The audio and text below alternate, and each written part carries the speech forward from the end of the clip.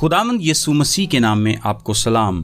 سوال و جواب کے سلسلے میں آج ہم اس بات پر غور کریں گے کہ کیا یسوع مسیح یہودی روایات یا زبانی توریت کو جو کہ بعد میں تالمود کی صورت میں لکھی گئی مانتے تھے؟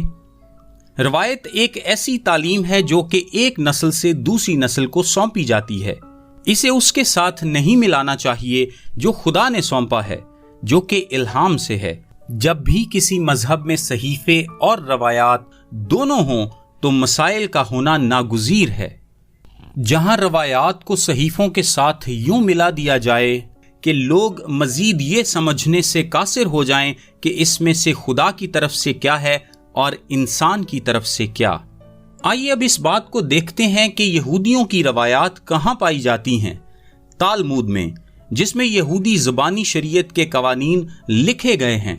تالمود کہتی ہے کہ خدا نے موسیٰ کو زبانی شریعت بھی دی، اور اس کے بعد خدا نے موسیٰ سے کہا کہ وہ اسے یہودی بزرگوں یا بڑوں کو سونپ دے، اور یہودی بزرگوں کو خدا کی شریعت کے بارے میں 3 کام کرنے تھے۔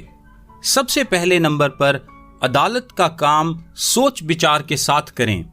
دوسرے الفاظ میں خدا کی شریعت کا نفاذ مناسب طور پر کریں۔ دوسرا کام جو انہیں کرنا تھا وہ یہ تھا کہ بہت سے شاگرد تیار کریں تاکہ اگلی نسل میں بھی ایسے لوگ موجود ہوں جو کہ شریعت کا نفاذ مناسب طور پر کر سکیں۔ اور تیسرا کام جو ان کو کرنا تھا وہ یہ تھا، اور بنیادی وجہ بھی یہی تھی، کہ شریعت کے گرد ایک حفاظتی باڑ قائم کریں۔ اس کے گرد اس طور پر دیوار کھڑی کر دیں جس سے آپ اس کی حفاظت کر سکیں، اسے حملوں کا شکار نہ ہونے دیں، اسے محفوظ کر لیں۔ اول مناسب طور پر اس کا نفاذ کریں، اس کے نفاذ کے لیے دوسروں کو تیار کریں اور اس کی حفاظت کریں، یعنی وہ شریعت کے محافظ تھے۔ کیا آپ کو معلوم ہے کہ انہوں نے کس طور پر اس کی حفاظت کرنے کا فیصلہ کیا؟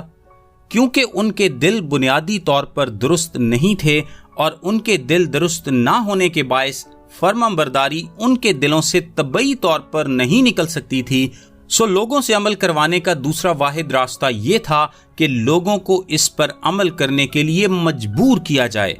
اگر وہ اپنی مرضی سے ایسا کرنے کے لیے تیار نہیں تو وہ انہیں ایسا کرنے کے لیے مجبور کریں گے۔ اور یوں انہوں نے قانون پر قانون، قانون پر قانون اور مزید قانون شامل کرنے شروع کر دیے۔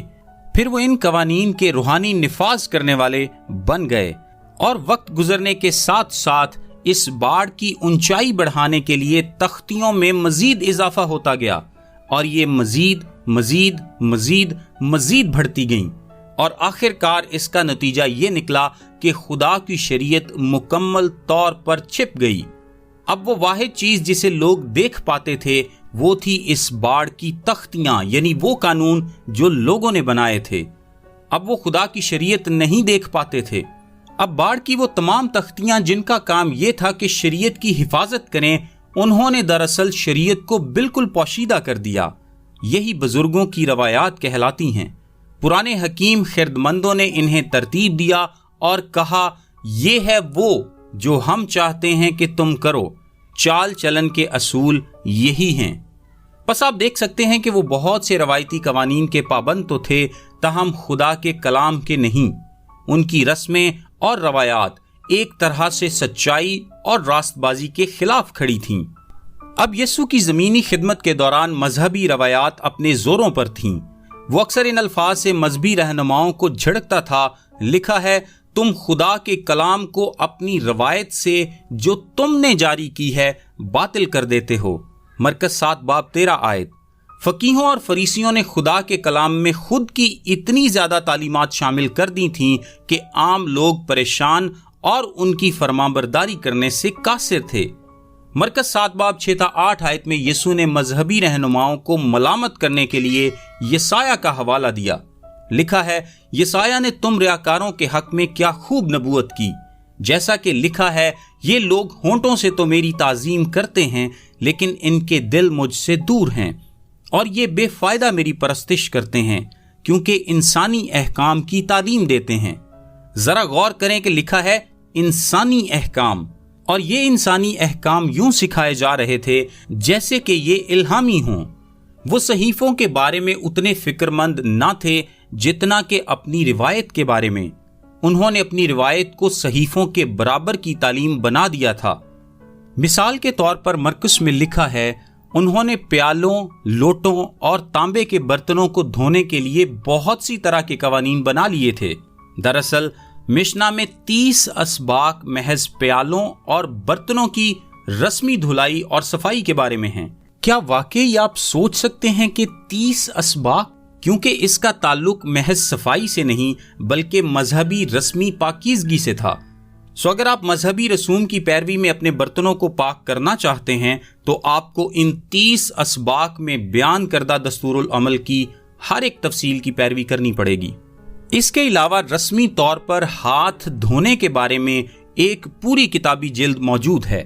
یروشلیمی تالمود کے بعد وہ ربی جو بابل میں تھے انہوں نے ایک اور تالمود لکھی جو کہ یروشلیمی تالمود سے 4 گنا بڑی ہے۔ اب اس میں حیرت کی کوئی بات نہیں جب یسوع نے کہا، تم ایسے بوجھ جن کو اٹھانا مشکل ہے آدمیوں پر لادتے ہو اور آپ ایک انگلی بھی ان بوجھوں کو نہیں لگاتے۔ آپ اتنی زیادہ تفصیل کو کیسے پڑھ سکتے ہیں یا اس پر عمل کیسے کر سکتے ہیں؟ یروشلیمی تالمود کہتی ہے، فقیہوں کے الفاظ توریت کے الفاظ سے بھی زیادہ پسندیدہ ہیں۔ مزید کہتی ہے، ربی ہلال کے اسکول کے الفاظ کی نافرمانی کرنا صحیفوں کے الفاظ کی نافرمانی کرنے سے بھی بڑا جرم ہے۔ یروشلیمی تالمود مزید کہتی ہے، لکھا ہے، اے میرے بیٹے، فقیہوں کے الفاظ کی جانب شریعت کے الفاظ سے بھی زیادہ متوجہ ہو۔ یسوع نے اس بات سے انکار نہیں کیا کہ وہ روایت کا توڑنے والا ہے، اس نے انہیں باقاعدہ توڑا، اس نے بنا کسی لحاظ کے اسے توڑا۔ اس کی نگاہ میں ان کے روایتی نظام کی کوئی قدر نہیں تھی، اس نے اسے نظر انداز کیا اور ایک غیر ضروری چیز سمجھا۔ یہ روایتی نظام بے معنی تھا، یہ مجرم ٹھہرانے والا تھا، یہ سچ کو مٹانے والا نظام تھا۔ جو کچھ شاگرد کر رہے تھے یعنی بغیر ہاتھ دھوئے کھانا کھانا، وہ ایک مسئلہ نہیں تھا، تاہم جو فریسی اور فقیہ کر رہے تھے وہ ایک بڑا مسئلہ تھا۔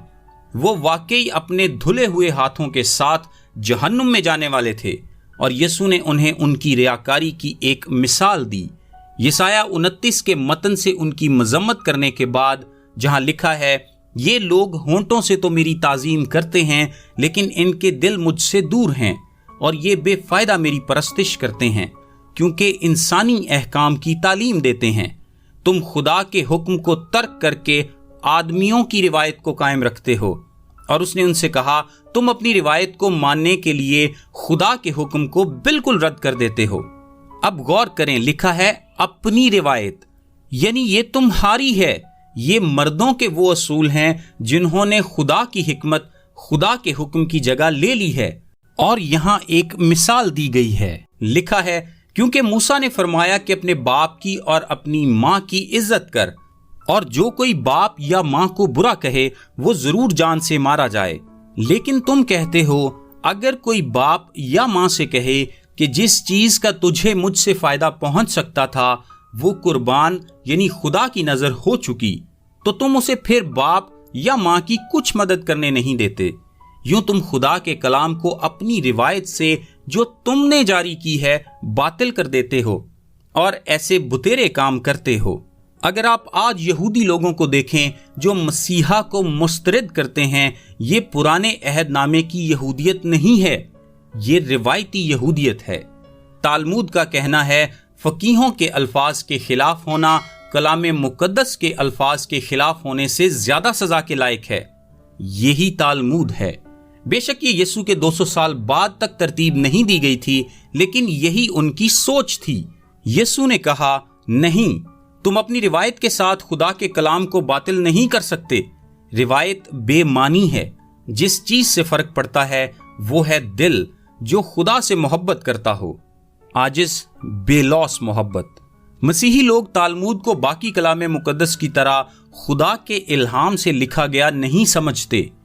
اگرچہ تالمود کی کچھ تعلیمات بائبل کی تعلیمات کے ساتھ مطابقت رکھ سکتی ہیں، لیکن یہی بات مختلف مذاہب کی بہت سی تحریروں کے لیے بھی کہی جا سکتی ہے۔